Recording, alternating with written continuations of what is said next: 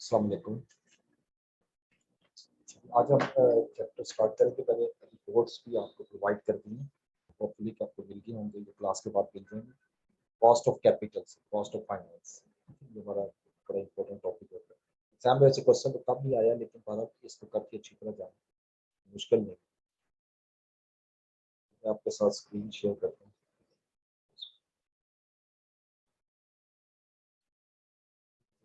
आज हम स्टार्ट करेंगे cost of capital.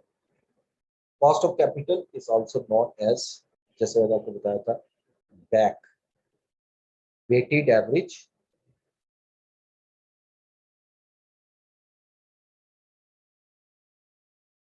Cost of capital. इसको हम वैक भी कहते हैं। Very familiar word, cost of capital. Basically ये होता क्या है, इसका कॉन्सेप्ट पहले अंडरस्टैंड करते हैं। व्हाट इज अ वैक? WACC, वैक। जब भी आप कोई बिजनेस स्टार्ट करते हैं तो बिजनेस में इन्वेस्टमेंट जो है, जिसको आप कहते हो कैपिटल एम्प्लॉयड, यानी बिजनेस के अंदर जो कैपिटल एम्प्लॉयड है वो कहाँ से लाओ? There are two sources of capital employed. One source is very simple, raising funds with the help of equity, यानी हमारे पास इक्विटी होगी, शेयर्स के थ्रू हम इशू कर सकते हैं। जैसे मैं ब्रैकेट में आसानी के लिए आप लोगों की शेयर्स भी लिख देता हूँ। यानी एक तो तरीका ये है कि हम कैपिटल एम्प्लॉयड, यानी जो बिजनेस में पैसा लगाना है आपने, वो शेयर्स के थ्रू भी लगा सकते हो और डेट के थ्रू भी आप ले सकते हो, यानी in the form of loans वगैरह। अच्छा, अब इस पे जो आप पे करते हो ना इक्विटी पे, दैट इज डिविडेंड। इस पे जो हम पे करते हैं दैट इज डिविडेंड। और डेट पे जो आप पे करते हो, this is known as interest. अच्छा, अब 1% डिविडेंड की होती है, 1% इन्वेस्टमेंट की होती है। सपोज हम कहते हैं जी हम 15% डिविडेंड पे कर रहे हैं और 9% डेट पे कर रहे हैं। अब इनको, इनके दरमियान ये जो हमने 9 और 15 लिखी है, इसको जब मैं एवरेज में कन्वर्ट करूंगा, एवरेज में, और not only average, this is a weighted average. Simple average और वेटेड एवरेज में फर्क क्या है, इसको हम देखते हैं कि देखिए जो सिंपल एवरेज है वो तो हम सिंपल ये करेंगे 15 + 9 divided by 2, that is a simple average, ठीक है। लेकिन अगर मैं कैलकुलेट करता हूँ वेटेड एवरेज मेथड, तो फिर हमें इसका प्रपोर्शन भी देखना है, यानी कितने परसेंट आपने इन्वेस्टमेंट इक्विटी की हुई है, परसेंट ऑफ इन्वेस्टमेंट, और कितनी इन्वेस्टमेंट आपकी डेट की परसेंटेज में। इसको भी आप इग्नोर नहीं कर सकते।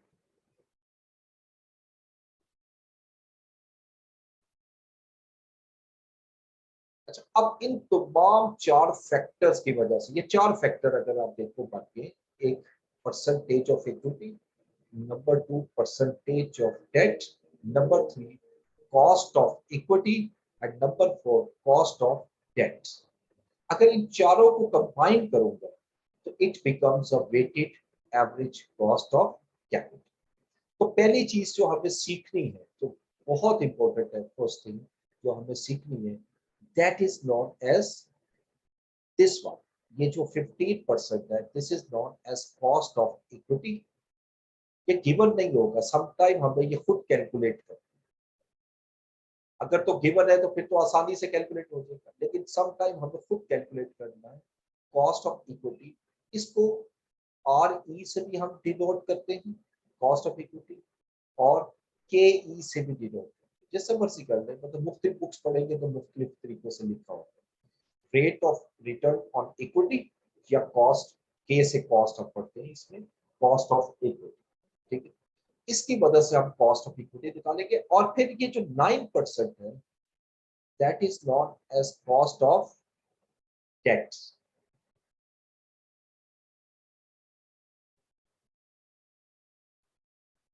जिसको हम RD या KD जैसे कॉस्ट ऑफ डेट। तो अभी हम सबसे पहले जो मैं लूंगा आपके सामने, that is known as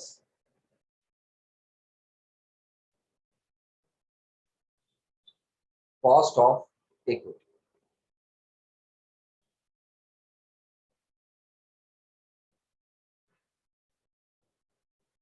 how can we calculate the cost of equity, यानी हम ये कैसे कैलकुलेट करें।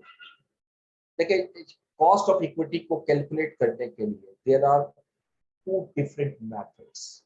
ठीक है, फर्स्ट मेथड होता है हम इसको हम कहते हैं डीबीएम, यानी डिविडेंड वैल्यूएशन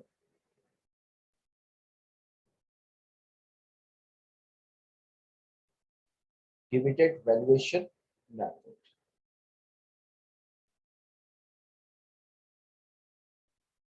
अब ये क्वेश्चन पे डिपेंड करता है कि एग्जामिनर ने मेथड कौन सा दिया। आपको वो नाम नहीं यूज करेगा, बट डेटा देखकर आपको अंदाजा हो जाएगा। हर वो क्वेश्चन जिसके अंदर डिविडेंड गिवन होता है, डिविडेंड गिवन हो, उसको हम डिविडेंड वैल्यूएशन मेथड का नाम दें। ठीक है, उसके बाद ये जो डिविडेंड वैल्यूएशन मेथड, ये भी दो तरीकों से कैलकुलेट किया जाता है। एक विदाउट, से विदाउट ग्रोथ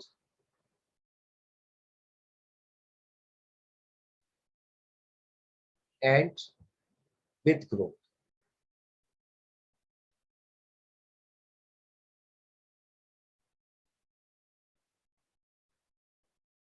यानी विदाउट ग्रोथ और विद ग्रोथ, दोनों से हम इसको कैलकुलेट कर सकते हैं। अच्छा, अब दूसरा मेथड जो होगा हम यूज करेंगे, the second one is very famous, CAPM, capital asset pricing model. इसमें भी हम एक फॉर्मूले के थ्रू हम इसको कैलकुलेट करेंगे कैसे। तो अब हम एक एक मेथड डिस्कस करते हैं और उनके फार्मूले डिस्कस करते हैं जो आपने जेहन में रखने हैं, जो कि बहुत इंपॉर्टेंट है।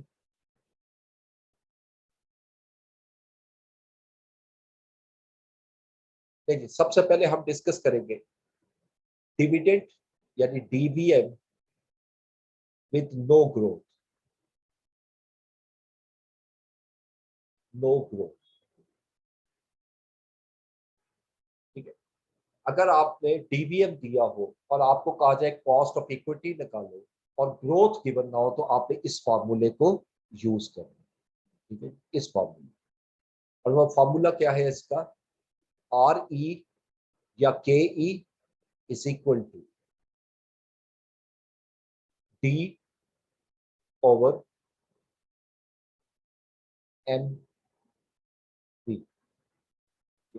अब यहाँ पर RE, तो अभी मैंने आपको बताया RE क्या है, that is RE is known as cost of equity. Here D stands for dividend. D stands for dividend.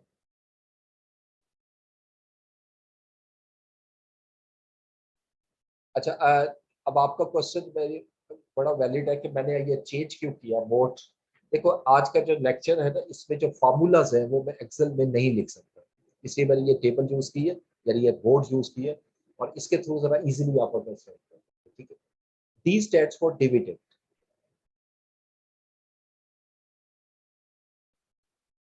और M stands for market value of share. Market value of share, और percentage में निकालना हो तो इसी को फार्मूले को हम 100 से मल्टीप्लाई कर देंगे, that is known as DBM, dividend valuation model. ठीक है, अब इसकी मैं पहली एग्जांपल लेता हूं। इसके अंदर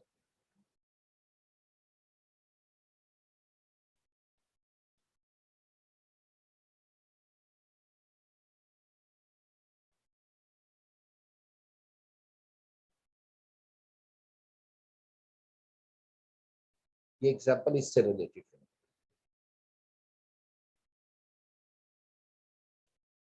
ठीक है, suppose a company is currently paying a dividend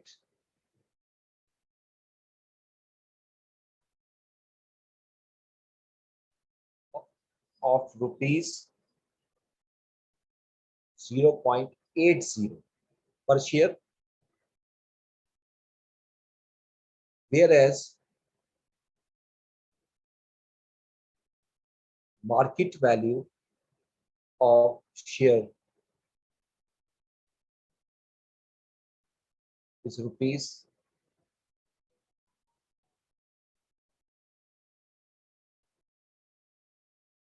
10 rupees 50 पैसे। वो आपसे कहता है जी कैलकुलेट करो आर ई या के ई, आपने आर ई या के ई कैलकुलेट करना। It's a very simple thing. देखो आपको फॉर्मूले के मुताबिक आर ई में क्या चाहिए। First thing is the D, D for dividend. देखो इस क्वेश्चन में डिविडेंड दिया हुआ है 0.80 पर शेयर, यानी 0.80 डिवाइडेड बाय, उसके बाद मुझे मार्केट वैल्यू चाहिए शेयर की जो कि गिवन है 10.50। अब इसको अगर मैं 100 से मल्टीप्लाई करूंगा तो ये परसेंटेज में कन्वर्ट, फार्मूले में मैंने नहीं लिखा, लेकिन हम नॉर्मली इसको जब कैलकुलेट करते हैं तो इसको कन्वर्ट कर देते हैं परसेंटेज में।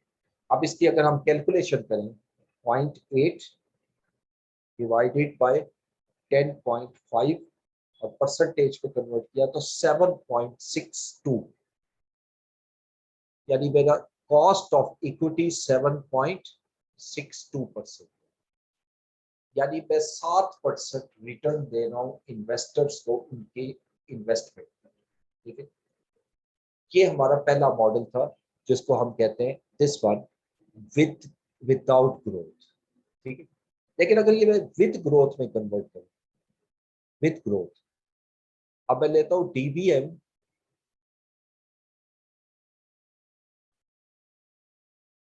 With growth.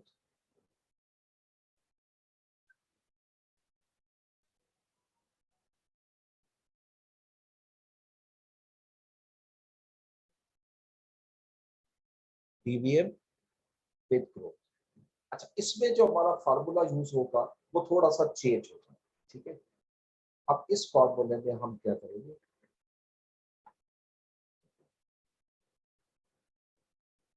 इस पे जो फार्मूला हम यूज करते हैं वो है R E is equal to D, यानी divided into 1 plus G, G for growth, divided by MV market value plus G growth. अब यहां पर अगर आप देखो तो सिर्फ एक लफ्ज का इजाफा हुआ है, यानी डी हम पढ़ चुके हैं ऊपर वाले फार्मूले में, एमवी मार्केट वैल्यू हम ऊपर डिस्कस कर चुके हैं, सिर्फ यहाँ जी का है। जी stands for what? Ji stands for growth. It's very simple, ji stands for growth.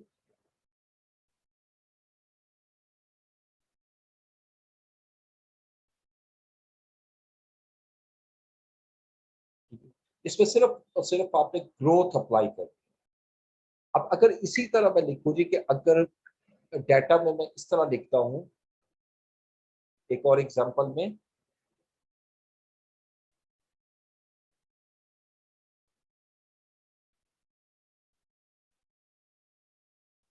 A company is currently paying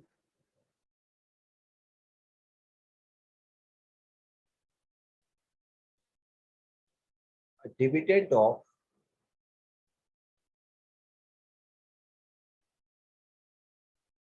rupees 1.15 per share,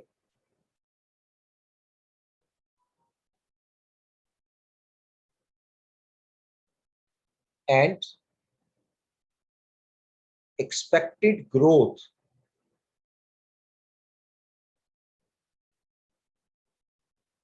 in dividend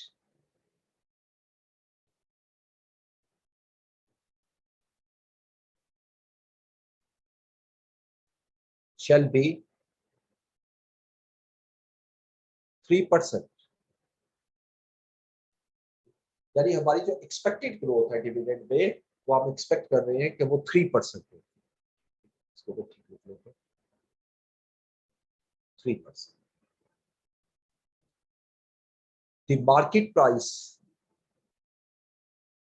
value पर शेयर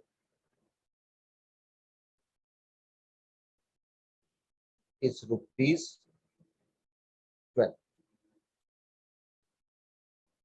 पर शेयर। ठीक है। अच्छा, अब हमें इसको कैलकुलेट करना।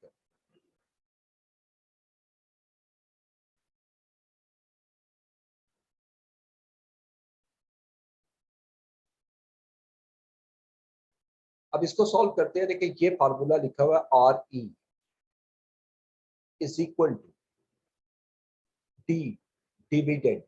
अब डिविडेंड हमारा जो है इसमें कितना है जी, हम कंपनी कितना डिविडेंड पे कर रही है, 1.15 इंटू 1+G।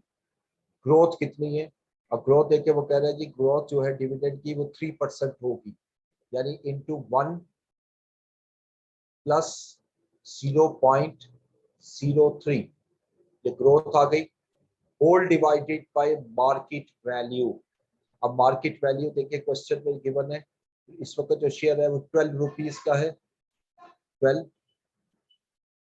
इतने हिस्से को हम जब कैलकुलेट करेंगे, अब इसको प्लस कर दे ग्रोथ, और ग्रोथ है हमारे पास 3%, 0.03।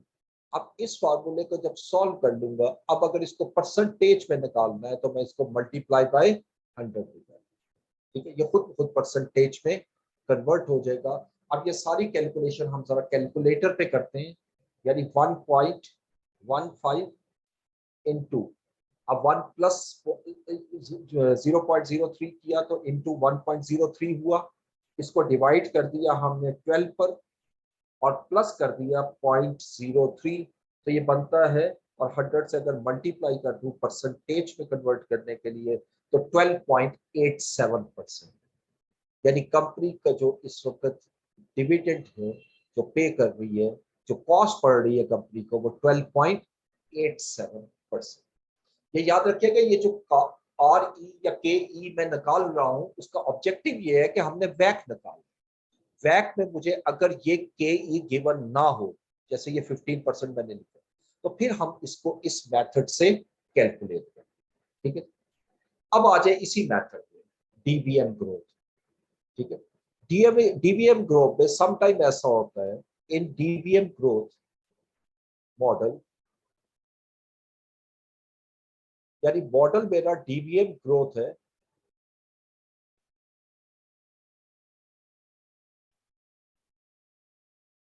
Examiner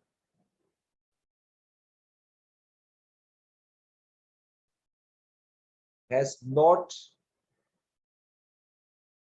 provided us G। G stands for growth। यानी हमें ग्रोथ देखे, DBM ग्रोथ मॉडल, अगर DBM ग्रोथ मॉडल है तो डेफिनेटली मुझे ग्रोथ चाहिए, मुझे एक ग्रोथ चाहिए। तो ग्रोथ क्वेश्चन पे गिवन नहीं है। ठीक है, तो हाउ टू कैलकुलेट G, अब हम कैसे कैलकुलेट करें, how to calculate G।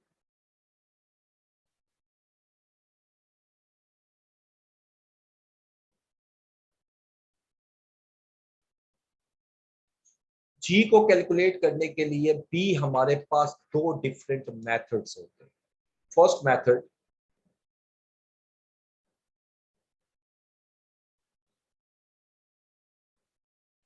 Method number 1,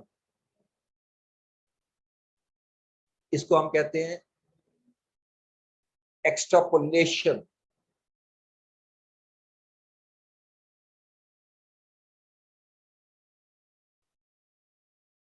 extrapolation method होता है ऑफ हिस्टोरिकल ग्रोथ, यानी पास्ट डेटा को लेते हैं और पास्ट डेटा में से एक ग्रोथ फाइंड आउट करते हैं, हिस्टोरिकल ग्रोथ।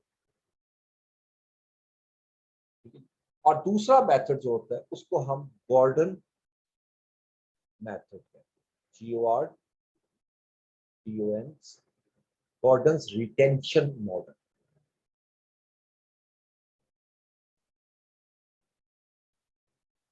इसका कॉन्सेप्ट ये है कि जितनी रकम कंपनी अर्न करती है प्रॉफिट, वो सारा प्रॉफिट डिस्ट्रीब्यूट नहीं करती शेयर होल्डर, जो कि यकीनन ऐसा ही है। बस अगर कंपनी ने 100 रुपीज अर्न किए तो सारा प्रॉफिट शेयर होल्डर्स में डिस्ट्रीब्यूट नहीं करती, वो लाइक 30% कर रही है तो 70% बिजनेस में होल्ड करे। उसका ऑब्जेक्टिव क्या है होल्ड करने का, उससे बिजनेस ग्रो करता है। तो उस मेथड में आप उसकी मदद से ग्रोथ को कैलकुलेट करते हैं। ठीक है, अब इन दोनों मेथड्स में जो फार्मूला यूज होना है वो जरा देखते हैं। ये जो एक्स्ट्रापोलेशन है, इसमें जो हम फार्मूला यूज करते हैं, मेथड नंबर 1,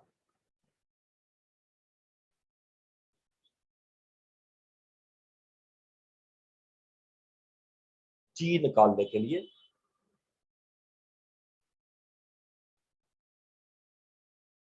इसमें हम फार्मूला यूज करेंगे जी, G is equal to growth is equal to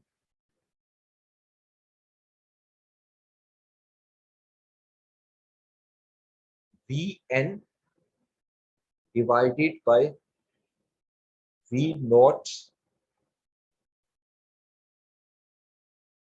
raised to power 1 over N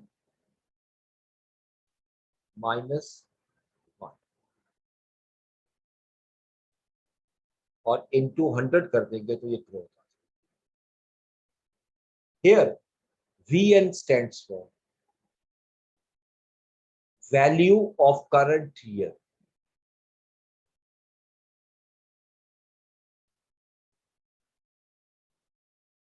असल में ये हम कई बुक्स में VN की जगह अब DN भी लिखते हैं, यानी डिविडेंड, क्योंकि आप इसको डिविडेंड से ही ग्रोथ निकालते हो ना, कि आपने पिछले पास्ट हिस्ट्री उठाते हो और पिछली हिस्ट्री उठा के देखते हो कि कितना कितना कंपनी ने डिविडेंड पे किया है। ठीक है जी, अब देखिए इसी तरह वी नॉट, इसको कहते हैं बेस वैल्यू, जिसको हम डी नॉट भी कहेंगे, यानी बेस डिविडेंड, यानी जितने साल का डाटा ले रहा हूं उस डाटा से हम इसको कैलकुलेट करें। ठीक है, तो ये पहली स्क्रीन में इसको अब सेव करूंगा और अगली सेव स्क्रीन में जाऊंगा नेक्स्ट में।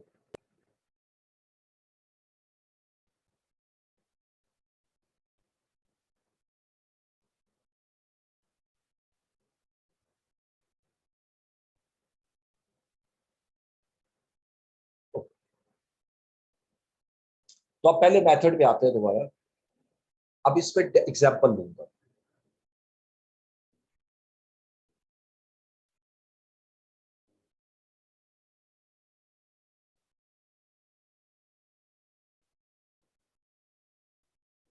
The past history या past data of dividend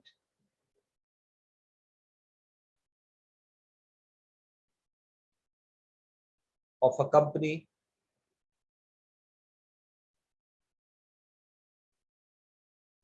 is given below।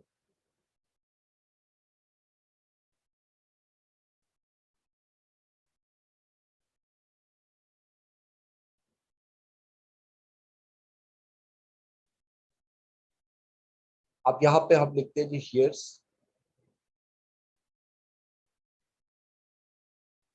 17 में कंपनी ने डिविडेंड दिया रुपीस, और ये डिविडेंड पर शेयर।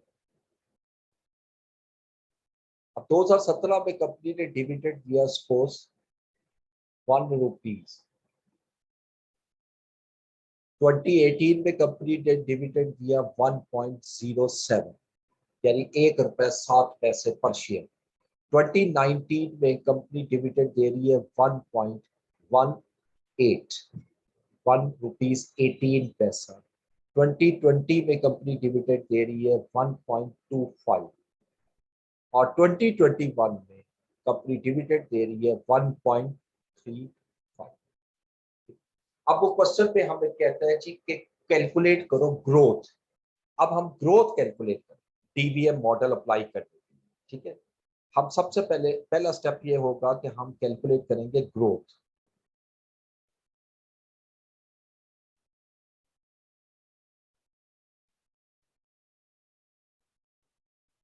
अभी मैंने आपके सामने फार्मूला लिखा था, वही फार्मूला मैं जी का दोबारा लिख रहा हूं। G is equal to V N divided by V not raise to power 1/4, raise to power 1/4 और -1। और इसको अगर मैं 100 से मल्टीप्लाई कर दूंगा तो ये परसेंटेज में ग्रोथ कैलकुलेट।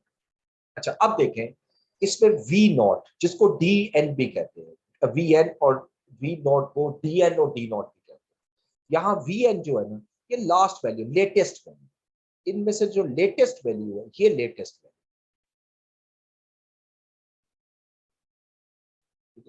अब ये जो लेटेस्ट वैल्यू है यहाँ पर ये जो बुलाएगा इसको हम कहेंगे वी एन और डी एन। और ये जो पहली वैल्यू है इसको हम बेस कहते हैं, यानी पहली वैल्यू को मैंने बेस लेना है जिसको हम वी नॉट और डी नॉट का नाम। अब अगर यही दो चीजें मुझे चाहिए तो मैं अब इसको मैथमेटिकली कैलकुलेट कर सकता हूँ। वी एन देखिए हमारे पास क्या है, 1.35 डिवाइडेड बाय वी नॉट 1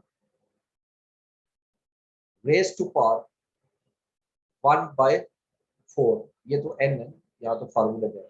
और 1/4, अच्छा 4 क्यों लगाया, डाटा तो 5 ईयर है। याद रखिएगा जो बेस ईयर होता है उसको हम इग्नोर करते हैं। क्यों इग्नोर करते हैं, अगर मैं 5 साल का डाटा देता हूं और आपसे कहता है चेंज निकाल दो, आप इसमें 4 साल की चेंजेस निकाल सकते हो, आप 5 साल की चेंजेस कैलकुलेट नहीं कर सकते। यानी 17 से 18 एक साल, 18 से 19 2 ईयर्स, 19 से 23 ईयर्स और 20 से 21 4 ईयर। इसलिए एन जो है मैंने 5 नहीं लिया, 4 लिया और इन -1 और इनटू 100। ठीक है, अब ये कैलकुलेशन जो है ये हमारी होगी साइंटिफिक कैलकुलेटर। अब साइंटिफिक कैलकुलेटर से कैलकुलेट करते हैं, 1.35 divided by 1 raise to power 1/4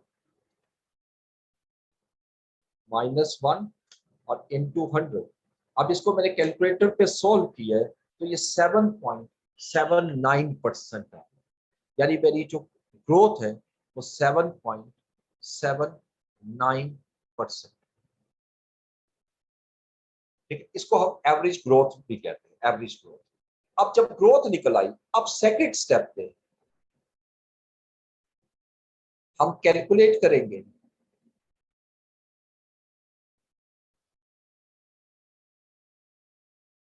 R E, या जिसको के ई भी कहते हैं, कॉस्ट ऑफ इक्विटी। अब कॉस्ट ऑफ इक्विटी कैसे निकलेगी, ये तो हमने पहले फार्मूला पढ़ा था डीवीएम वाला, डिविडेंड वाला। तो वो फार्मूला क्या था, डी, यानी ये अब मैं के ई निकाल रहा हूं या आर ई निकाल रहा हूं। और इसमें फार्मूला क्या हमने पढ़ा था, D into 1+G divided by market value और प्लस जी। अब डाटा में मैं एक चीज और ले लेता हूं कि यहाँ पे जो मार्केट वैल्यू है शेयर की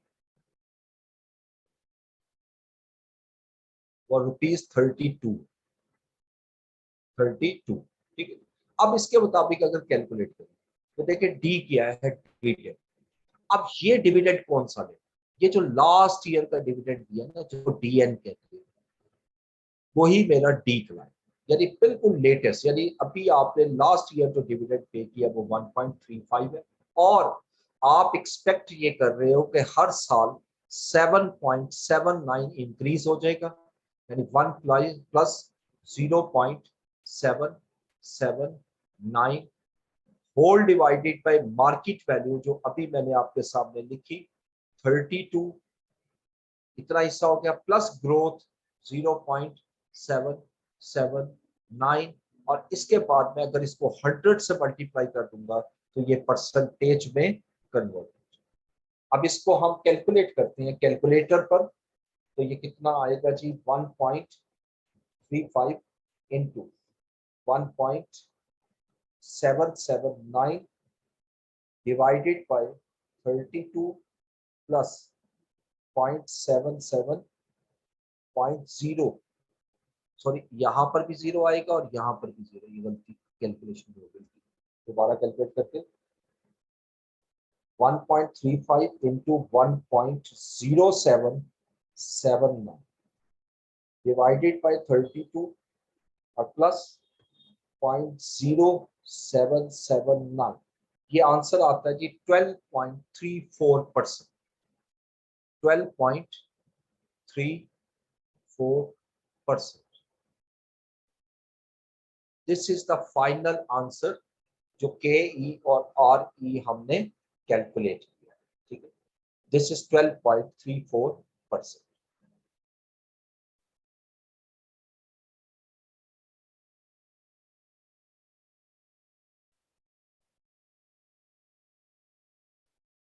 ठीक है, आगे चलिए।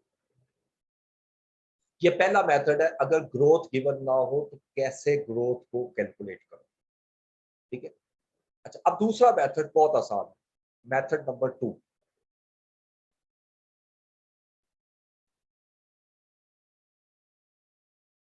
ग्रोथ का, और वो उस मेथड को हम कहते हैं गॉर्डन ग्रोथ मॉडल। इसको हम गॉर्डन ग्रोथ मॉडल कहेंगे तो ज्यादा बेहतर है, वैसे इसको हम दूसरा नाम भी देते हैं, रिटेंशन मॉडल, ठीक है।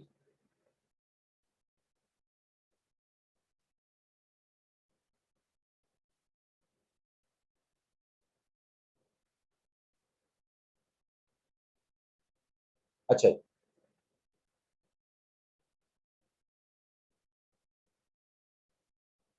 अच्छा, गॉर्डन ग्रोथ मॉडल पे आते हैं और इसका फार्मूला हम लिखते हैं, इसमें हम जी का फार्मूला लिखते हैं, G is equal to,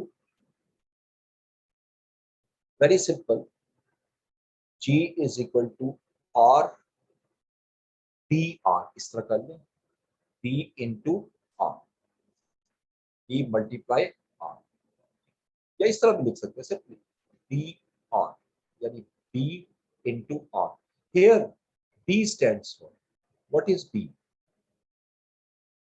B is the retention ratio, retention ratio, यानी कितने परसेंट प्रॉफिट ऐसा है जो आपने डिविडेंड के तौर पर डिक्लेयर नहीं किया बल्कि कंपनी ने अपने पास रिटेन कर दिया, उसको हम कहते हैं रिटेंशन रेशियो। उसके बाद आर जो है यहां पर, वो rate of return,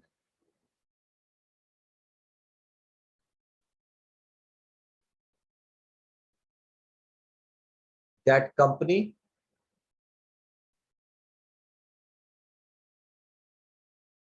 make on this investment, यानी कंपनी इस इन्वेस्टमेंट पे कितना प्रॉफिट अर्न करना चाहेगी या कितना प्रॉफिट अर्न हो। अब देखो, मैं बड़ा सिंपल, ये मॉडल कॉन्सेप्चुअली बड़ा स्ट्रॉन्ग है। आप बड़ी सिंपल सी बात करते हैं, सपोज आपके पास, आपने यानी हुई अर्न, हमने अर्न किया 100 रुपीज, ठीक है। अब इसमें से हमने डिविडेंड दे दिया 40 रुपीज। अब मुझे आप बताइए, अगर 100 में से 40 रुपए डिविडेंड दे रहा हूं तो ₹60 कहाँ गए? इसको हम कहेंगे रिटेन्ड इन द बिजनेस, ये बिजनेस में रिटेन किए जाते हैं। और क्यों रिटेन किए जाते हैं? इसलिए कि इसको फर्दर इन्वेस्ट किया जाए, फॉर री इन्वेस्टमेंट, इसको री इन्वेस्टमेंट के लिए आप इन्वेस्ट करते हो, यानी इसको रिटेन करते हो फॉर री इन्वेस्टमेंट।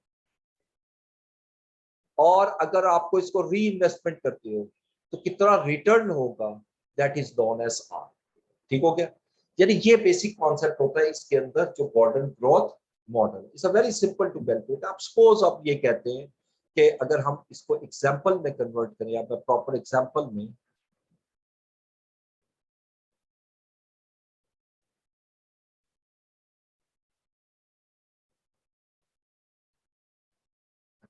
अब मैं लिखता हूँ जी company is paying is currently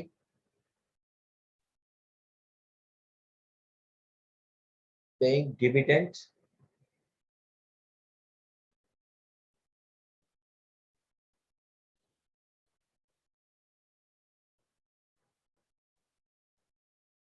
at 32%। यानी 32% हम कहते हैं डिविडेंड पे आउट, यानी जो अर्न करते हैं ना उसका 32% आप पे करें, 32%। ठीक है?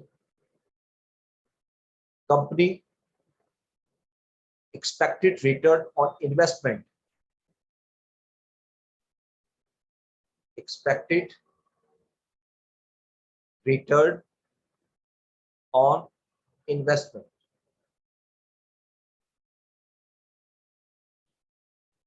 कंपनी का जो एक्सपेक्टेड रिटर्न ऑन इन्वेस्टमेंट है सपोज वो 11%।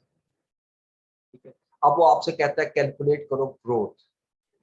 बहुत सिंपल, बहुत सिंपल। आपने करना क्या? देखिए ग्रोथ के लिए फॉर्मूला लगाइए बी। बी है रिटेंशन रेशियो, कितना अमाउंट आप डिविडेंड के तौर पर पे नहीं करते। देखो जब वो लिख रहे हैं कि 32% आप डिविडेंड पे करते हैं, तो कितना पे नहीं करते? 100 में से 32 लेस करते, यानी 68%। तो 68% को मैं लिखूंगा 0.68 मल्टीप्लाई रेट, एक्सपेक्टेड रेट कितना है 11%, 0.1। अब जो आंसर आएगा उसको 100 से मल्टीप्लाई कर देना तो वो परसेंटेज में कन्वर्ट हो जाएगा। This is the easiest way of calculating the growth. ठीक है? अब अगर इसको पुट करूं 0.68 इंटू 0.11 और इंटू 100 तो ये 7.48%। इस वक्त हमारी ग्रोथ जो है वो 7.8%। अब इसके बाद वही दूसरा स्टेप होता है, वो इस क्वेश्चन में मैंने डाटा नहीं लिया, वो इसी को फॉलो करोगे। उसके बाद आप के ही निकालोगे तो यहाँ जो ग्रोथ पुट करेंगे वो आप 7.48%। तो इस तरह आप इसको ग्रोथ निकालोगे। ये अभी मैंने आपके सामने पहला स्टेप किया जिसको हम नाम देते हैं कॉस्ट ऑफ इक्विटी। ठीक है? इसके बाद हमारा नेक्स्ट स्टेप होता है कॉस्ट ऑफ डेट। उसकी तरफ आने से पहले मैं जरा आपके क्वेश्चंस देख लूं और उसके जवाब दे दूं।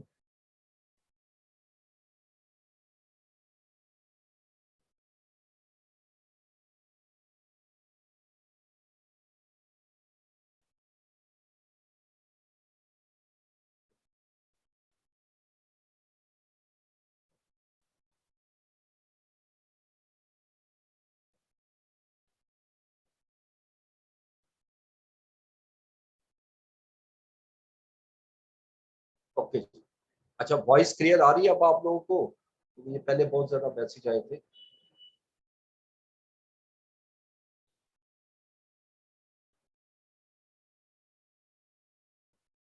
ओके,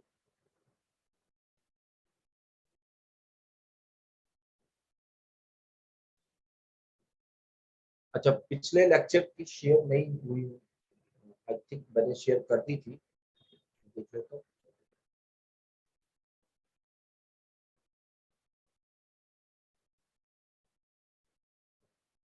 ये मैंने शेयर कर दी, आप ग्रुप में चेक कीजिएगा मिल जाएगी।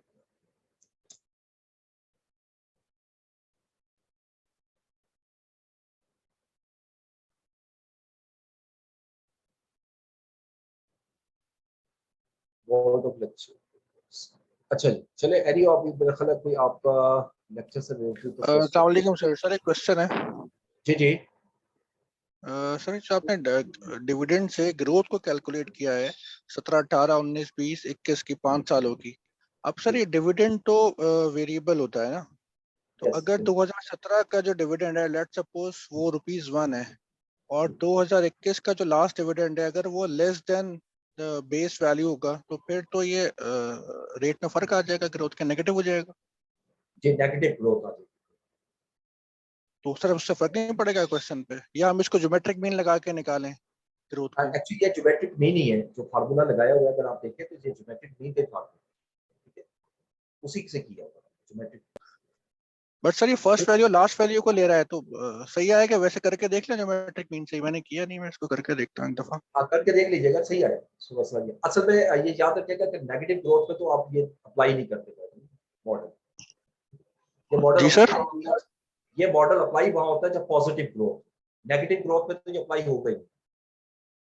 बट सर ऐसा हो तो सकता है ना, जैसे नेगेटिव डिविडेंड की वैल्यू तो कम ज्यादा हो सकती है, जी जी हो देन सकती है, फिर क्या लेकिन करेंगे? आप मुझे आप ये बताएं कि क्या सारे मेथड एक, जितने भी मेथड फाइनेंस में हम डेवलप करते हैं, क्या वो एक ही सिनेरियो में अप्लाई हो जी, सकते हैं? आप फौरन कहोगे नो। नहीं तो नहीं, मैंने अभी आपको ऑफ कोर्स नहीं हो एप्लीकेशन की सकता। बात की। ओके, ठीक है ठीक है। ठीक है। बट सर अगर ऐसा सिनेरियो हो जाएगा तो फिर क्या करें? ज्योमेट्रिक मीन फिर वैसे लगाएं मैनुअल जैसे लगाते हैं, एक एक वैल्यू को ऐड करके स्क्वायर रूट लेके?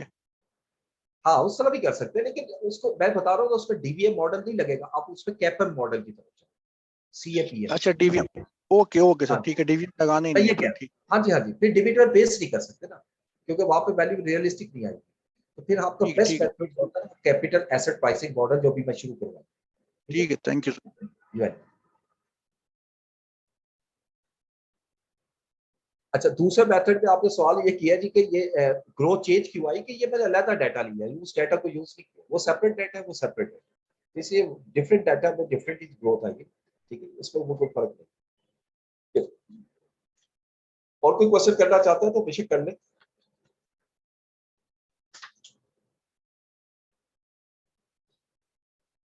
अच्छा, अब आइएगा सेकंड बहुत important method for calculating the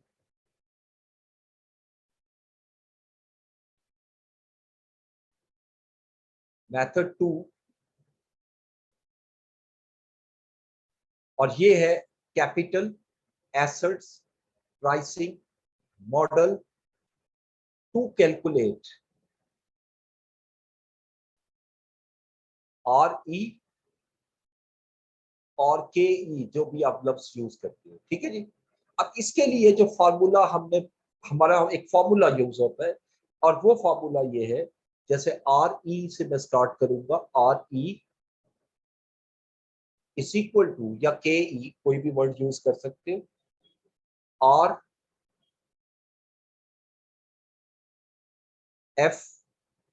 plus beta into RM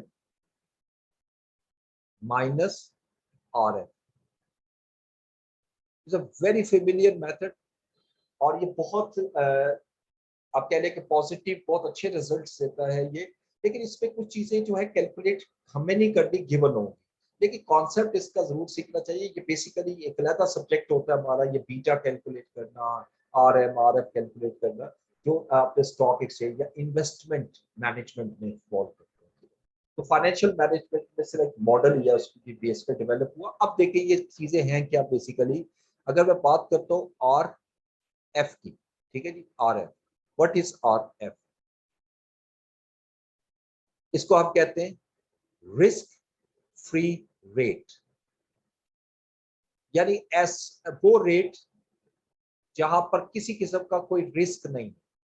देखो, ऐसा मार्केट में अगर कोई इंस्ट्रूमेंट उठाते हैं जिसके अंदर किसी किस्म की कोई भी रिस्क नहीं है, जैसे government security, government as securities होती है जो गवर्नमेंट आपकी इशू करती है अगेंस्ट मॉनेटरी पॉलिसी। ठीक है, समटाइम मनी सर्कुलेशन को कंट्रोल करने के लिए कभी गवर्नमेंट इन सिक्योरिटीज को सेल करती है, कभी इनको बाय करती है, या सेंट्रल बैंक की बात करें। ठीक है, उसमें जो रेट होता है ना वो बहुत कम होता है, क्योंकि उसमें रिस्क नहीं होता। ये मार्कोविस की जो थ्योरी है उसने इसको प्रूव किया हुआ है कि higher the risk higher the return, lower the risk lower the return. और अगर मैं कहूँ कि if the 0% is risk, 0%, risk free का मतलब ये है कि ऐसी इन्वेस्टमेंट जहां पर रिस्क 0% है, वहां पर रिटर्न मिनिमम होगा। इसको हम मिनिमम रिटर्न भी कहते हैं। ठीक है, यानी यहाँ पर जो रिटर्न आएगा, that is also known as minimum return.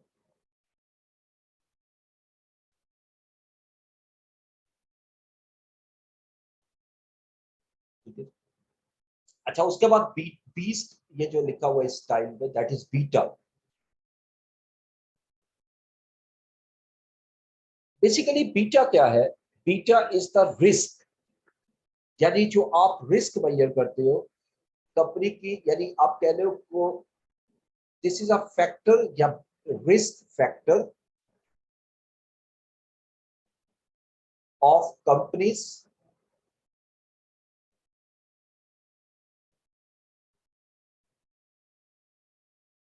Equity shares. जितने इक्विटी शेयर्स होते हैं हर कंपनी के, उसका अपना बीटा होता है। देखो कुछ शेयर्स ऐसे होते हैं जो हाईली, जिसमें रिस्क ज्यादा होता है, कई ऐसे होते हैं जिसमें रिस्क कम होता है। ठीक है, ऐसे ऐसे शेयर्स, ऐसे इक्विटी शेयर्स, उस कंपनी से इक्विटी शेयर्स जिसका बीटा, जिसके जिससे रिस्क हाई होगा उसमें बीटा भी हाई होगा। High beta represents higher risk, low beta represent low risk. And it is difficult to say कि कितने कितने पे बीटा यानी रिस्क हाई होता है। वैसे नॉर्मली जो हम कंसीडर करते हैं तो 1 से ऊपर जाएगा तो बीटा तो वो हाई रिस्क में चला जाता है, और 1 से कम होगा तो लो रिस्क में आएगा, और 1 मॉडरेट रिस्क है। ठीक है, तो रिस्क आपकी 3 सिचुएशन होती है जिसको हम कहते हैं, आपने पढ़ा होगा फाइनेंस में कहीं ना कहीं शायद, एक रिस्क एवर्स होती है, एक रिस्क न्यूट्रल होती है, और एक रिस्क सीकर होती है। यानी रिस्क न्यूट्रल में आप क्या करते हो कि आप कोशिश ये करते हो कि उस जगह इन्वेस्टमेंट करें जहां पर रिस्क कम से कम, और ये अक्सर इन्वेस्टर उस सिचुएशन में करते हैं जहां मार्केट कंडीशंस आपकी अनसर्टेनिटी ज्यादा होती है।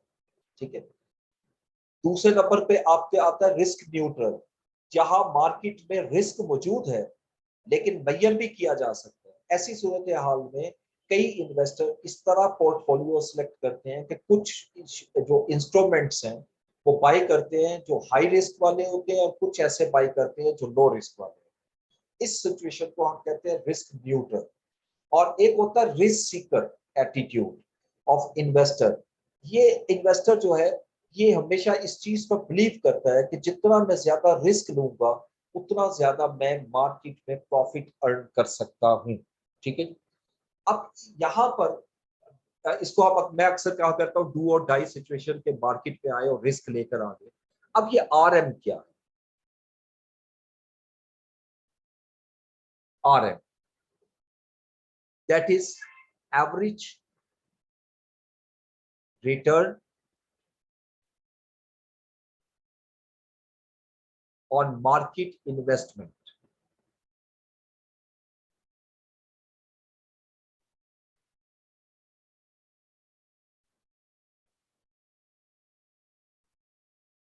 Market investment as a whole.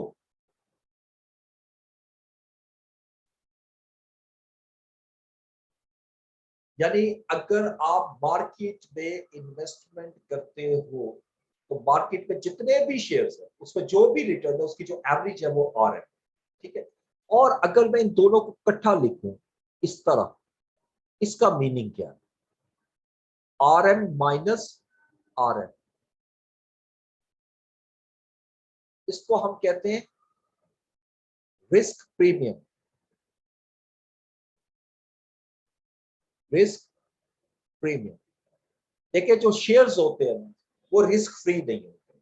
ठीक है, अब देखो अगर अगर फर्ज करें एक ऐसा इंस्ट्रूमेंट जिसमें रिस्क जीरो है, उसका बीटा जीरो आएगा। जब बीटा जीरो होगा तो ये वैल्यू जीरो हो जाएगी, आर एफ आंसर हो जाएगा। ठीक है, लेकिन जितना बीटा ज्यादा होता जाएगा उतना आर ई इंक्रीज होता जाएगा। Higher the risk, higher the return. तो कई, ये मैंने इसलिए रिस्क प्रीमियम का वर्ड यूज किया, कई दफा क्वेश्चन में आर एम नहीं दिया होता, वो डायरेक्ट रिस्क प्रीमियम देता। ठीक है, जितना मार्केट में रिस्क प्रीमियम हाई होगा, जितना ज्यादा रिस्क होगा उतना ज्यादा बेटर होगा, जितना ज्यादा रिस्क लोगे उतना ज्यादा बेटर होगा। ठीक है, इससे आगे चलिएगा नेक्स्ट में। अब एक एग्जांपल इसकी कर,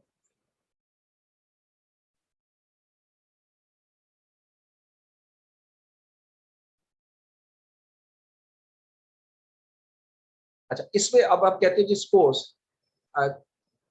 रिटर्न ऑन गवर्नमेंट बॉन्ड्स जो है वो हमारे पास 5% है और average market return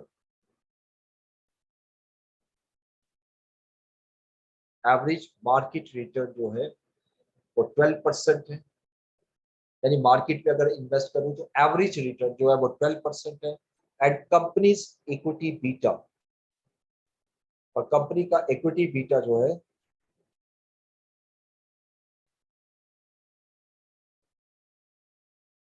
that is 1.145, 1.15। ठीक है, आपसे कहता है जी कैलकुलेट करो R E, cost of equity, या के ई, कॉस्ट ऑफ इक्विटी। अब इसको अगर मैं कैलकुलेट करूंगा तो फॉर्मूले के मुताबिक मुझे क्या क्या चाहिए, आर एफ होता है रिस्क फ्री रेट। और जैसे मैंने भी बताया रिस्क फ्री रेट जो होता है वो है जो गवर्नमेंट सिक्योरिटीज पर होता है। जैसे इस क्वेश्चन में लिखा मैंने रिटर्न ऑन गवर्नमेंट बॉन्ड 5%। ये जो 5% है that is known as R F. अच्छा, अब उसके बाद बीटा का जो अलग है, तो this is very simple, it is given that is 1.15, that is beta. अच्छा, ये अब 12% क्या है, ये लिख रहे हैं जी कि आपका आर एम यानी average return on market investment as a whole, ये जो 12% है that is known as R M. अब अगर यही वैल्यूज मैं पुट करता हूं ऊपर फॉर्मूले में, तो देखिए आर ई क्या आता है, R F 5%, 0.05 plus beta 1.15 into R M है 12%, 0.12 माइनस आर एफ 0.05%। अब अगर इसको कैलकुलेट करें तो ये तो 0.05 आ गया, पहले उस हिस्से को कैलकुलेट करते हैं। इसको अगर कैलकुलेट करें तो देखिए कितनी वैल्यू आती है, 1.12 माइनस 0.05, और इसको मल्टीप्लाई किया मैंने 1.15 से, दैट इज इक्वल टू 0.0805। अब इसको प्लस कर लो 0.05 में, तो ये आ रहा है 0.1305। और अब अगर मैंने इसको परसेंटेज में लिखना है तो आई कैन राइट इट, इसको 100 से मल्टीप्लाई कर दूंगा, 13.05, 13.05 is the cost of equity. This is the second. ठीक है, अभी जो मैंने आपको नोट्स दिए हैं उसमें ये मुख्तलिफ एग्जाम्पल इससे रिलेटेड गिवन है, उसको भी आपने जरा कर लीजिएगा तो ज्यादा बेहतर होगा। ठीक है, अभी मैं इसको जरा सेव करके अगली स्लाइड पे जाऊंगा।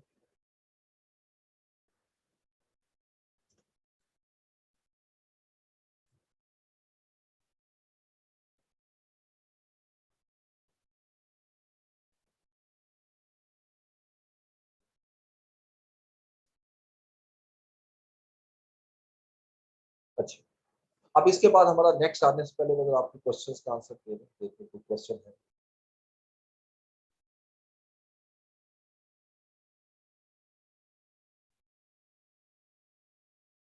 कॉन्सेप्ट ऑफ दिस मेथड, अच्छा नोट्स मैंने आखिर अभी वो शेयर किए थे प्लेटफॉर्म में, वो आपको मिल जाएंगे शायद क्लास के बाद मिल जाएंगे। ठीक है, शायद क्लास के बाद आपको मिल जाएंगे।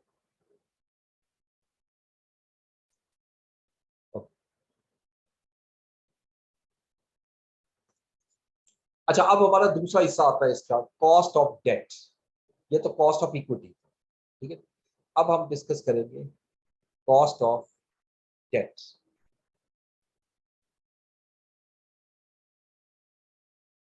अच्छा, डेट और इक्विटी में एक चीज जो है वो डिफरेंस क्रिएट करती है, और वो क्या। अच्छा, मैं रिपीट कर देता हूँ, आर एफ और बीटा का कॉन्सेप्ट। ओके, देखिए आर एफ बेसिकली ये होता है कि मार्केट में, सपोज चले मैं आपको इस तरह समझाता हूँ, मार्केट में 3 इन्वेस्टर होते हैं। असल में ये चीज है फाइनेंस से रिलेटेड, हमारे सिलेबस में सिर्फ इसका टच है, इसलिए मैं बहुत ज्यादा डिटेल में जाता हूँ तो वो फिर पूरे टॉपिक्स बनते हैं। इसलिए मैं बड़ा जरा ब्रीफली समझाने की कोशिश करता हूँ। ये जरा देखते हैं यहाँ पर। देखिए एक पर्सन है जो एक इन्वेस्टर है, उसकी अप्रोच है कॉन्जर्वेटिव। ये अप्रोच की बात करें, कॉन्जर्वेटिव अप्रोच ये होती है, वो ये कहता है जी कि मैं ऐसी जगह इन्वेस्टमेंट करूं जहां पर मेरी इन्वेस्टमेंट जो है वो सिक्योर हो जाए, इन्वेस्टमेंट सिक्योर हो जाए, चाहे मुझे उस पर रिटर्न कम ही क्यों ना मिले। इसका मतलब that investor is not taking any risk, not taking any risk. और जब वो किसी किस्म का कोई रिस्क नहीं ले रहा, तो इसका मतलब उसका रिटर्न मिनिमम होगा, और वो रिटर्न लाएगा आर है, रिस्क फ्री रिटर्न। अब मार्केट में जो इंस्ट्रूमेंट मौजूद है, जो भी इंस्ट्रूमेंट है, चाहे वो डेट के हैं या इक्विटी के, इनमें कुछ ना कुछ तो रिस्क मौजूद होता है। एक वाहिद गवर्नमेंट सिक्योरिटीज ऐसी हैं या गवर्नमेंट बॉन्ड्स ऐसे हैं जिसके अंदर किसी किस्म का कोई रिस्क मौजूद नहीं है।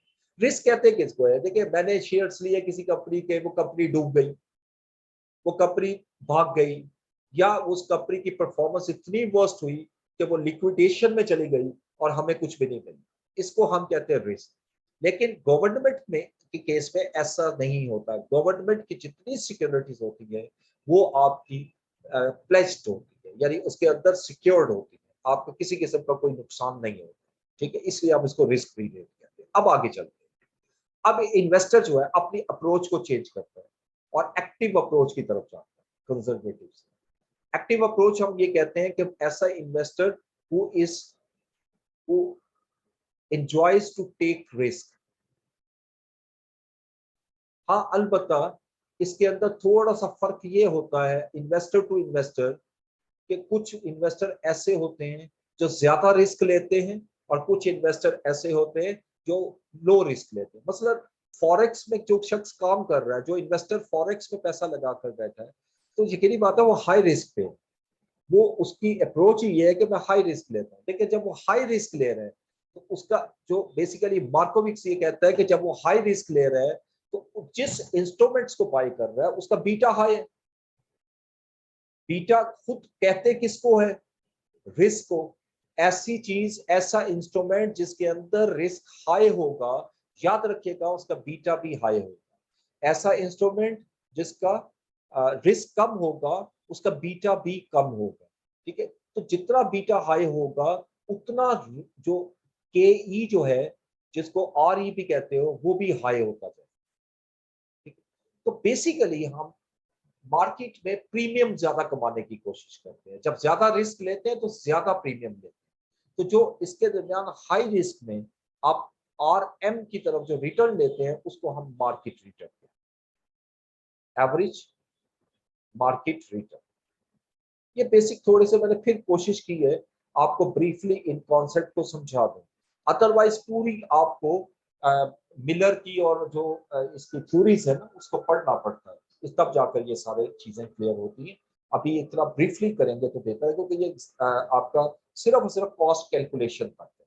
और ये चीज जो हिस्सा मैं करवा रहा हूँ, ये आज तक पेपर में नहीं आया हुआ, लेकिन इसलिए करवा रहा हूँ कि ये आपका जो टाइटल है सिलेबस का वो इसके में शामिल है, किसी वक्त भी आ सकता है, तो इसलिए मैंने इसको इसको लिया है। ये आप पास पेपर में एक सवाल भी इसका नहीं मिलेगा कि cost of equity, cost of debt निकालना।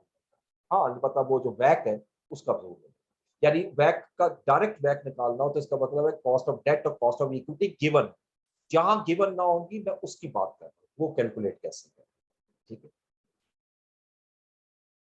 जी, बिल्कुल ऐसा ही है कि जो आर एफ है वो है जिसमें रिस्क नहीं है और वो गवर्नमेंट सिक्योरिटीज है। और हाई रिस्क वो है जहां पर प्रीमियम आर एफ जो है वो है जहां पर हाई रिस्क है। ठीक है, मेक और बाय और फर्दर प्रोसेसिंग के पास पेपर के क्वेश्चन करवा दूं। ठीक है मैं करवा दूंगा। देखिए मैंने कोर्स भी साथ साथ लेके चलना है और बहुत से क्वेश्चन करवाए, इतनी प्रैक्टिस जो है ना, मैं ईमानदारी से बताऊं मैंने भी कभी नहीं करवाई जितनी आप लोगों को करवाई, क्योंकि कोर्स भी कंप्लीट करना होता है। तो बहुत से क्वेश्चन मैंने फिर भी आपको करके दिए थे क्लास में, कुछ खुद भी ट्राई करो, मैं इंशाल्लाह और मैं भी ट्राई करूंगा। अगर रमजान में थोड़ा सा टाइमिंग का टाइम कम होता है मेरे पास, तो आपको पता दूसरे मामला भी होते हैं। ठीक है, अच्छा ये जो डिविडेंड बेस पे आपको, ये बड़ा अच्छा क्वेश्चन है कि 5 और 4 जो है इसको एक्सप्लेन कर दूं। देखिए अगर आप पिछली स्लाइड में जाएंगे तो पिछली स्लाइड में हमने पढ़ा था दिस वन। चलिए मैं उसको ओपन नहीं भी करूँ तो वैसे नजर आ जाएगा आपको, इसको कोई मसला नहीं है। आई थिंक ये वाला डाटा था।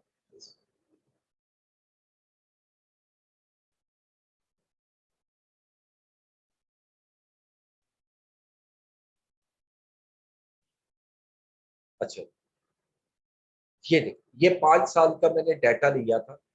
अब 5 साल में आपने एन, मेरा आपका क्वेश्चन ये है कि N4 क्यों लिया जबकि नजर 5 आ रहा है, ठीक है। बिल्कुल ऐसा ही है कि 5 साल का डाटा है। मैं एक दफा फिर सवाल करता हूँ, बहुत आसान क्वेश्चन आपसे।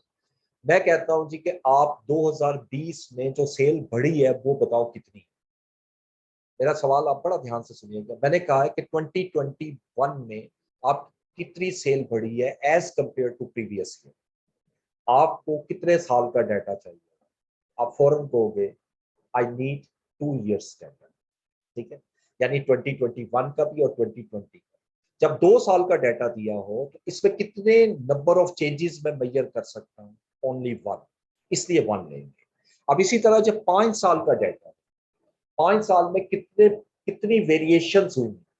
5 वेरिएशन नहीं, बल्कि 5 साल के डाटा में मैं 4 वेरिएशन कैलकुलेट कर सकता हूँ। जैसे 1 से 1.07, 1.07 से 1.18, 1.18 से 1.24 और 1.24 से 1.35। ठीक है जी, क्लियर हो गई बात जी। विच कम 7.48, ठीक है। 68 और 11 कैसे है? देखिए ये दोबारा देख ले यहाँ पर, ये जो 68 है ये आप पूछ रहे हो कि ये कहाँ से है। 68 बेसिकली है क्या? B. What is B? Retention ratio.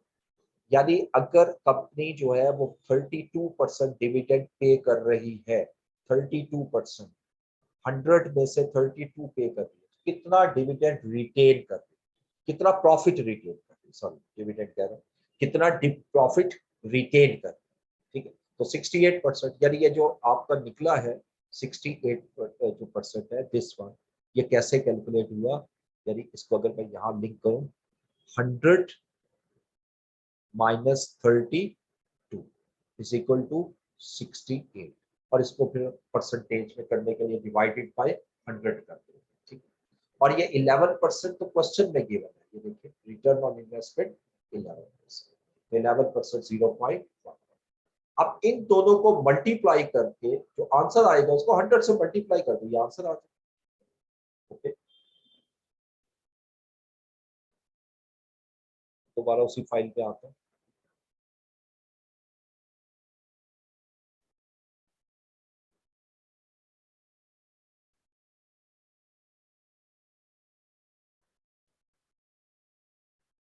ठीक है, अब आप कॉस्ट ऑफ डेट की बात कर रहे थे, कॉस्ट ऑफ डेट।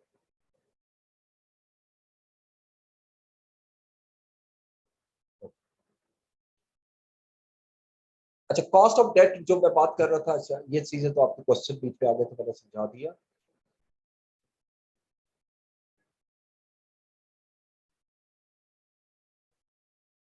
ओके कोई बात नहीं, मैं इंशाल्लाह आपको बेक और बाई के नेक्स्ट क्लास रख लेते हैं, ठीक है। मैं इंशाल्लाह आपको बिल्कुल करवा दूंगा। मैं आपको क्वेश्चन कुछ और भी निकाल के भेज देता हूँ, और ये भी करवा, पास पेपर के जितने क्वेश्चन है बेक और बाई के, वो आपको करवा, ठीक है। बस इंशाल्लाह आपको नाराज नहीं करता, आप परेशान हो। अच्छा जी, आइएगा कॉस्ट ऑफ डेट में।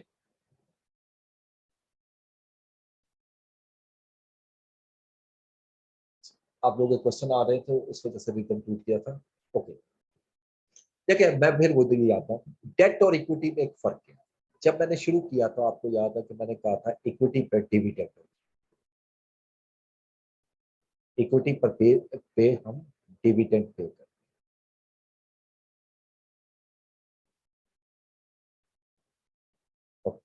उसके बाद डेट पर हम इंटरेस्ट पे करते हैं, डेट पर हम इंटरेस्ट पे करते हैं।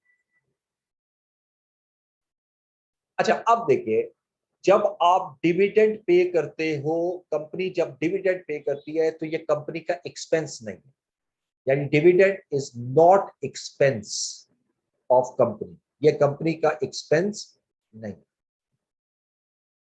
लेकिन जब कंपनी डेट पर इंटरेस्ट पे करती है, कंपनी डेट पर इंटरेस्ट पे करती है, तो ऑब्वियसली इंटरेस्ट जो है वो कंपनी का एक्सपेंस बन जाता है, और एक्सपेंस बन जाने की वजह से कंपनी को उस पर टैक्स सेविंग होती है, टैक्स सेविंग। इसलिए अक्सर हम जो कॉस्ट ऑफ डेट है उसको हम लिखते हैं के डी, नॉर्मली जो के डी लिखते हैं, लेकिन ज्यादातर हम लिखते हैं के डी इंटू 1 - टी, यानी after tax cost of debt क्या है। यानी कॉस्ट ऑफ डेट अगर फर्ज करें, देखो मैं बहुत सिंपल बात बताता हूं कि अगर आप एक बॉन्ड इशू करते हो, बॉन्ड इशू करते हो 1000 रुपीज, और उस पर जो आपका इंटरेस्ट है वो 8% है, 8%, ठीक है। और टैक्स जो है, टैक्स रेट जो है वो अगर मेरा 30% है, अगर मैं आपसे कहूं के डी इंटू 1 - टी निकालो, इसको कहते हैं के डी इंटू 1 - टी, का मतलब है after tax cost of debt, after tax cost of debt.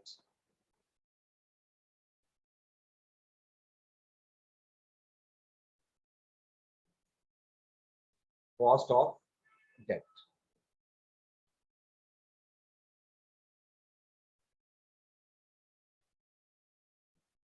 ठीक है।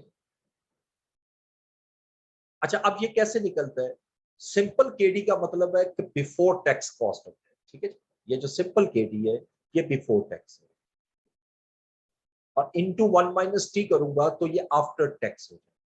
अब अगर इसके मुताबिक कैलकुलेट करूं तो इंटरेस्ट कितने परसेंट था? 8%। ये देखो 0.08 इंटू टैक्स 30% है, तो 1 - 30%, यानी इसका मतलब 30% का आपको टैक्स बेनिफिट मिलेगा। असल में जो टैक्स आपका जो इंटरेस्ट है या कॉस्ट ऑफ डेट है, आप 8% पे नहीं कर रहे, बल्कि कम पे कर रहे हो due to saving of tax. अब इसको कैलकुलेट करो, 0.08 इंटू 0.7, और इसको मैं अगर 100 से मल्टीप्लाई कर दूं तो यदि 5.6% आ जाए, this is known as cost of debt, ठीक है। अब हम जरा कॉस्ट ऑफ डेट की तरफ फर्दर मूव करेंगे कि ये कैलकुलेट कैसे किया जाएगा कॉस्ट ऑफ डेट। ये तो अभी मैंने सिंपल बताया, कॉस्ट ऑफ डेट जो जब भी लेना है ना, आपने आफ्टर टैक्स लेना, आफ्टर टैक्स, बिफोर टैक्स नहीं लेना। आपने जब भी लोगे आपने after tax cost of capital लेना है, बिफोर टैक्स कैलकुलेट नहीं करना, ठीक है। ओके, अब इसमें मुख्तलिफ चीजें आती हैं, जिसमें सबसे पहले आज मैं आपके सामने डिस्कस कर रहा हूँ इररिडीमेबल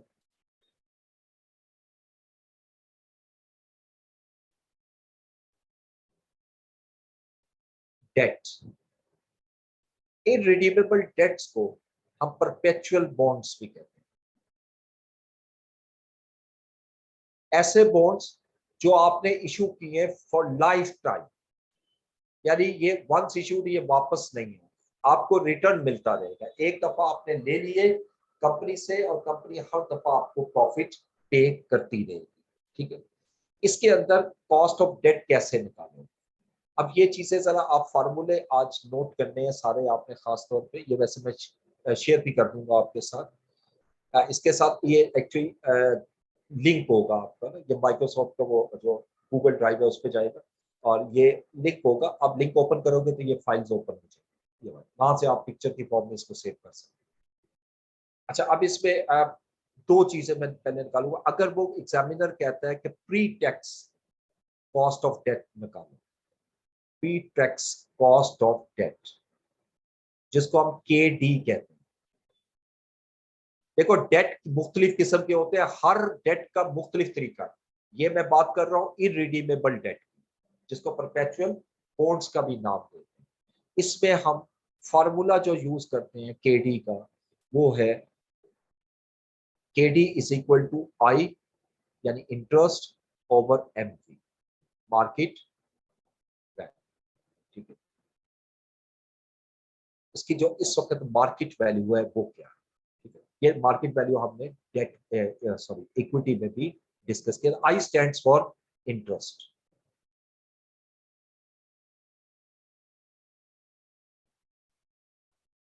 अच्छा, अब इसी तरह अगर मैं कहता है, एग्जामिनर मुझसे कहता है जी post tax cost of debt निकालो, कॉस्ट ऑफ डेट, तो फिर मैं क्या करूंगा, और सिंपल जो केडी निकला ना ऊपर, उसको 1 - टी कर, तो ये मेरा आंसर है, KD into 1 - T, tax rate minus कर। ठीक है, इस हिस्से के लिए मैं आपके साथ एक एग्जांपल लेता हूं। यहाँ ये हिस्सा मैंने सेपरेट कर।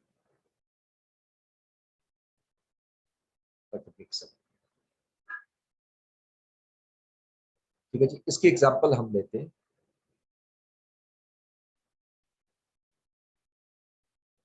फर्ज करें कंपनी ने कूपन रेट है, coupon rate of irredeemable bond, irredeemable bond का कूपन रेट जो है वो 6% है। कूपन रेट क्या होता है कि वो रेट है जो कि बॉन्ड के ऊपर लिखा हुआ है, यानी ये बता रहे हैं कि 6% कंपनी उस पर इंटरेस्ट हमें पे करेगी। ठीक है, उसके बाद आता है इस पे मार्केट वैल्यू जो है, मार्केट वैल्यू ऑफ बॉन्ड,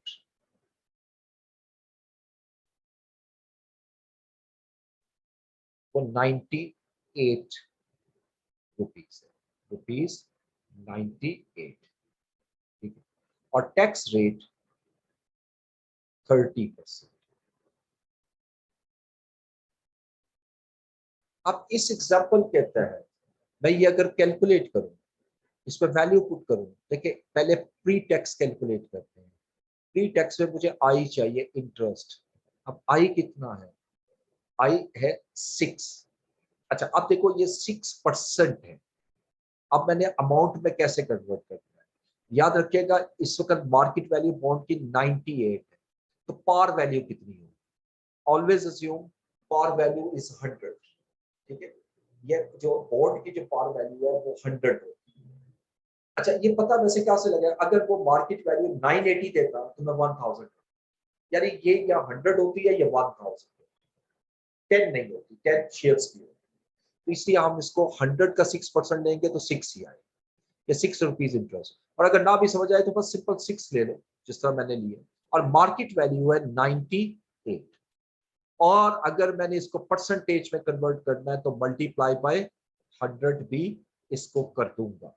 अब इसको कैलकुलेट किया तो ये आ गया 6 / 98 इंटू 100, जो कि बनता है 6.12%। ये मेरा कॉस्ट ऑफ डेट आता है, ये pre tax cost of debt है, प्री टैक्स। अब पोस्ट टैक्स निकालना है तो मैं इसी को कंटिन्यू करूंगा, ये प्री टैक्स लेता हूं 6.12% और इनटू 1 - टैक्स रेट। अब देखो टैक्स रेट है 30%, यानी 0.30। अब अगर इसको मैं 6.12 को मल्टीप्लाई कर दूं 1 - 0.3, यानी 0.7 से, तो ये 4.28% जो है, that is known as post tax cost of debt. एक कॉस्ट ऑफ डेट आया आपके पास 6.12, एक कॉस्ट ऑफ डेट आया 4.28। ये दो कॉस्ट ऑफ डेट मेरे पास आ रहे हैं, राइट। अच्छा, अब इसके बाद आ जाए वैल्यू ऑफ रिडीमेबल डेट। ये तो था इररिडीमेबल। अब इररिडीमेबल के बाद रिडीमेबल की वैल्यू कैसे निकालें, नई स्क्रीन लेते हैं।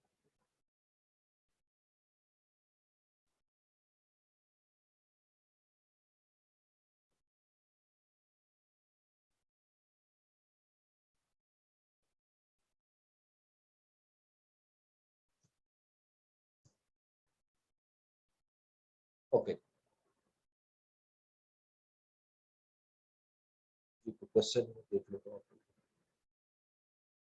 केडी इज 0.08, ये जो मैंने आपको दिया इसको रिपीट कर देता हूँ मैं आपको। देखिए 8% जो मैंने लिया था, पिछली स्लाइड पे जाना पड़ेगा मुझे, इसको ओपन करते हैं। 23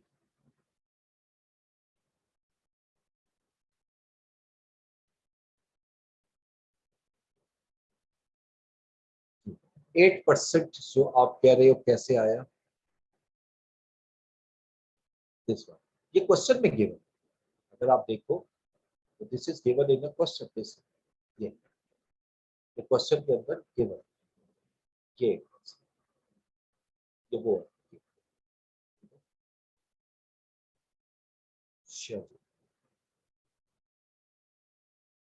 इनरीडेबल टेक्स्ट में प्री टेक्स्ट और पोस्ट टेक्स्ट के कॉन्सेप्ट रिपीट करना। अच्छा देखो, प्री टैक्स का मतलब है कि टैक्स देने से पहले इंटरेस्ट रेट क्या है, ठीक है, हमें कितनी कॉस्ट पे करनी पड़ेगी, और कॉस्ट हमेशा कैलकुलेट होती है मार्केट वैल्यू पर, बुक वैल्यू पर, ठीक।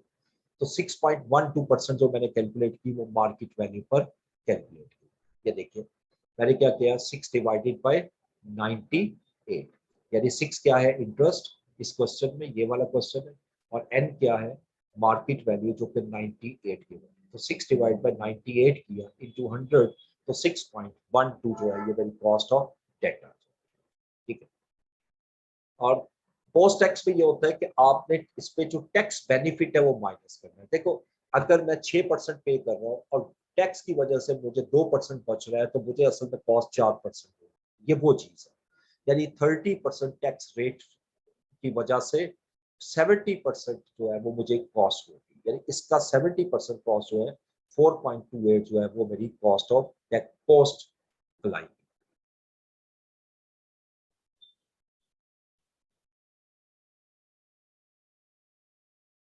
केडी तो interest on cost of debt होता है pre tax, yes KD pre tax होता है, फिर उसको पास्ट पोस्ट टैक्स में कन्वर्ट करते हैं। एक प्री टैक्स होता है और उसको पोस्ट टैक्स में हमने कन्वर्ट करना, ठीक है।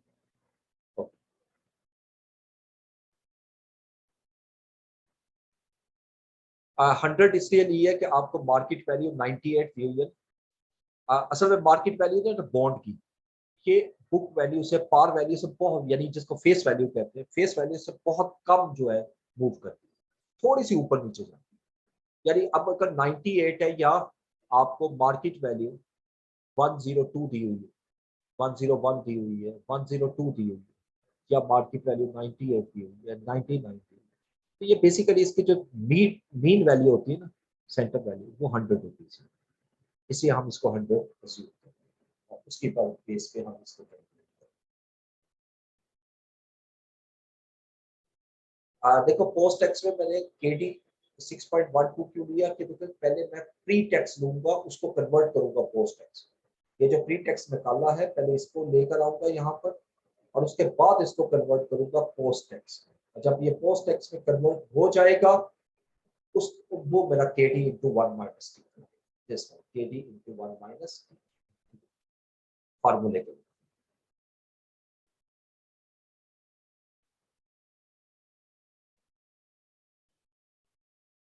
केडी 8% नहीं है, वो आप पिछला क्वेश्चन देख रहे हो, देखो ये क्वेश्चन है ना, ये मैंने इसलिए आपको ये लगा दी, 8% तो है ही नहीं, ये तो है कितना 6%, ये देखो इसमें तो 6%, 8% है ही नहीं, ये 6% है।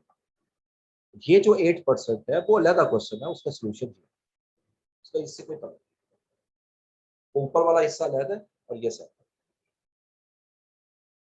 ओके।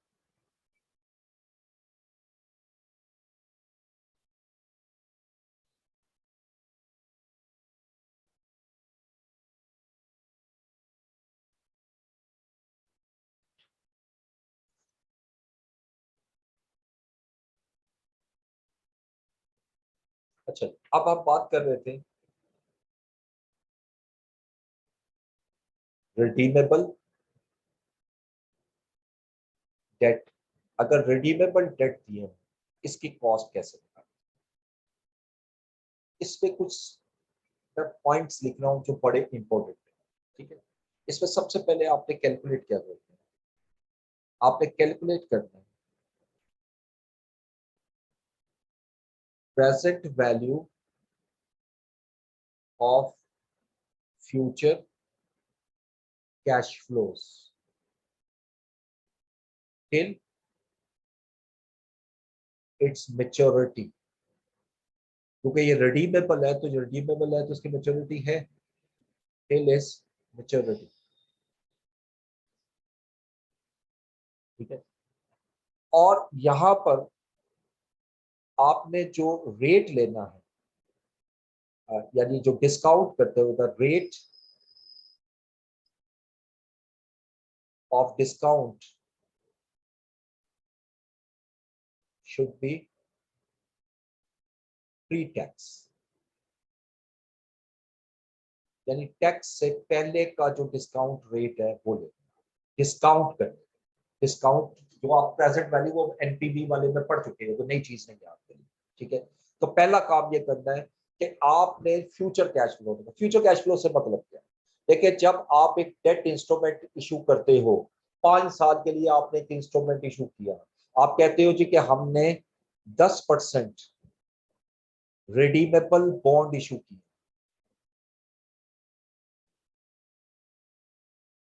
5 साल के लिए, फॉर 5 years। इसका मतलब क्या है? क्या जो भी इसको खरीद रहा है, जो भी इसको खरीदेगा, उसको 5 साल तक 10% कैश मिलता रहेगा, यानी 10% इंटरेस्ट की फॉर्म में उसको कैश मिलता रहेगा। और ये जो कैश मिलेगा ये प्री टैक्स है, इसलिए हम जो डिस्काउंट इसको करेंगे वो भी प्री टैक्स रेट होगा। ठीक है, अच्छा, अब 5वें साल के एंड पे आपको असल रकम भी वापस मिल जाएगी, इसको हम कहते हैं प्रेजेंट कैश फ्लो, राइट। दूसरे नंबर पे आप कैलकुलेट करोगे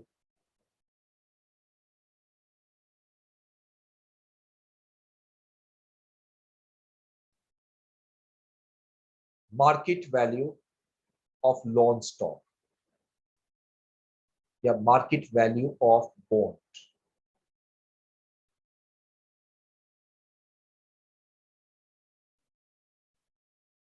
जब मार्केट वैल्यू निकल आएगी तो उसके बाद फिर हम इजीली कॉस्ट ऑफ डेट को कैलकुलेट कर सकते हैं, राइट। अब देखिए, अब यहाँ बेसिकली ये जो मैंने मेथड लिखा है ये market value of bond calculate करने के लिए, अगर मुझे मार्केट वैल्यू निकालनी है बॉन्ड की तो ये कैसे कैलकुलेट करेंगे। ठीक, अब इसमें टाइम काफी कम है, 4 मिनट में इसको शुरू नहीं कर रहा। This topic important for exam. देखो, प्रोफेशनल स्टडीज में मैंने तो एक ही चीज सीखी है, पास हिस्ट्री से हम बिल्कुल लेते हैं कि ये इंपॉर्टेंट है, ये इंपॉर्टेंट नहीं है। अगर मैं पास हिस्ट्री देखूं तो मुझे नहीं नजर आता कि इतना ज्यादा ये पास पेपर में आपको आया है। ठीक है, सिर्फ फॉर्मूले आपको अच्छी तरह आए तो पेपर ये क्वेश्चन हो जाता है, इतना मुश्किल नहीं।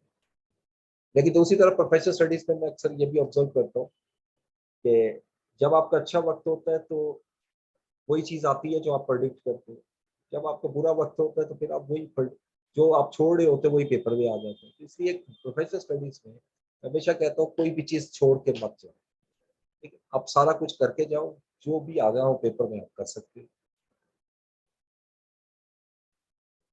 Yes, ठीक है, तो बहरहाल इसको मैं शुरू नहीं कर रहा क्योंकि 2-3 मिनट है मेरे पास, तो ये जरा लंबा है, इसकी पूरी टेबल बनेगी, तो नेक्स्ट क्लास में मैं यही से शुरू करूँ। तो एक क्लास हो उसको दूंगा अब, लेकिन अब नेक्स्ट क्लास में मैंने आपको क्वेश्चंस भी कराने, तो अब आप क्या कहते हो कि इसको पहले मुकम्मल करूँ या क्वेश्चन करवाओगे? अब जैसे कहते हो उसके मुताबिक मैं करूँ। कोई भी स्टूडेंट जो है ना, पॉइंट ऑफ व्यू दे दो जी, क्वेश्चन पूछना चाह रहे हैं पूछें प्लीज, अलाउ कीजिएगा क्वेश्चन।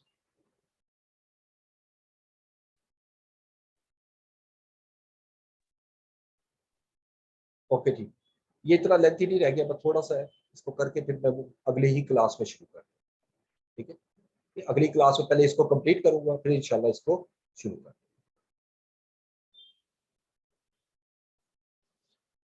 ठीक हो गया जी।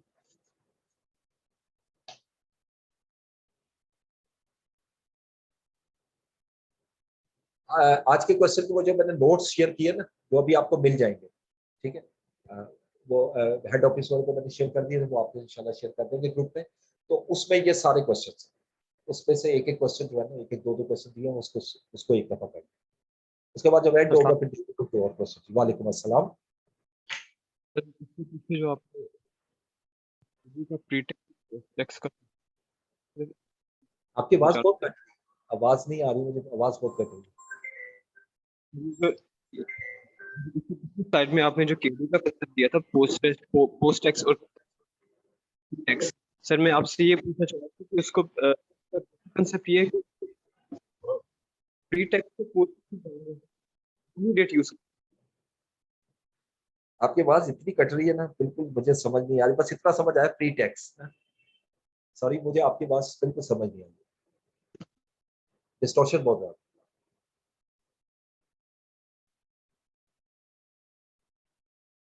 चले आप मुझे मैसेज भेज दीजिएगा क्वेश्चन का, मैं आपको जवाब दे दूंगा। ठीक है, मैं क्लास जो है ना वो बंद करता हूँ, नेक्स्ट टाइम इंशाल्लाह मुलाकात होगी। Thank you so much.